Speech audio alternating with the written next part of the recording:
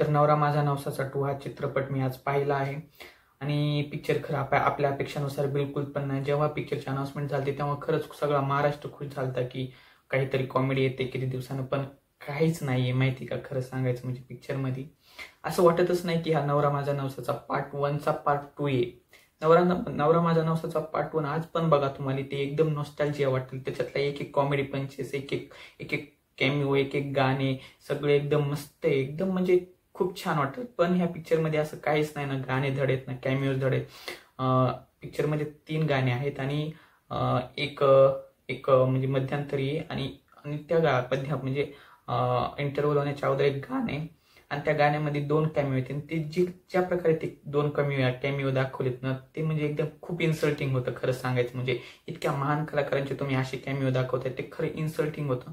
आणि दुसरं म्हणजे 99% जनता फक्त अशोक मामांसाठी गेली थिएटरमध्ये. आणि खरं सांगायचं म्हणजे अशोक मामांसोबत पण त्यांनी बिलकुल पण चांगलं केलं नाही, कारण त्यांचे सीन्स इतके कमी आहेत ना, खूप कमी आहेत त्यांचे सीन्स. ते कधी आले आणि कधी गेले कळत पण नाहीत. त्यांना डायलॉग पण दिले नाहीत.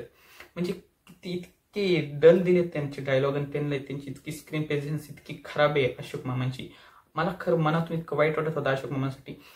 मी ज्या थिएटरमध्ये गेलो त्या थिएटरमध्ये फक्त 3 जण आलते आणि मी त्यांना विचारलं तुम्ही कसं काय का आलात, तर ते 2 जण फक्त म्हणले की आम्ही फक्त अशोक मामांसाठी आलो. तर अशोक मामांची स्क्रीन प्रेझेन्स इतकी कमी होती, कॉमेडी पण इतकी कमी होती आणि स्टोरी इतकी प्रेडिक्टेबल होती आणि ज्या प्रकारे त्या स्टोरीला एकदम म्हणजे प्रेझेंटेशन वगैरे ते पण खूप डल होतं. ठीक आहे स्टोरी तर नवीन नव्हती तुमच्याकडे, पण प्रेझेंटेशन तरी तुम्ही काहीतरी वेगळं करू शकला असतात, पण प्रेझेंटेशन पण खूप डल आहे. खरं स्वप्नील जोशीची ऍक्टिंग इतकी एका पॉइंटला इतकी ओव्हर ऍक्टिंग करतात ना ते. मी खरं सांगतो स्वप्नील जोशी खूप छान ऍक्टर आहेत, पण त्यांच्या लाईफमध्ये ही सगळ्यात त्यांची एकदम डल परफॉर्मन्स आहे ह्या मूवीमध्ये. ह्या पार्ट 2 ची काहीच गरज नव्हती आणि गरज होती तर आणखीन म्हणजे छान लिखाण केली. आणि खरं सांगायचं म्हणजे एक शेवटीला त्यांनी हिंट पण देतात की पार्ट 3 पण येणार आहे.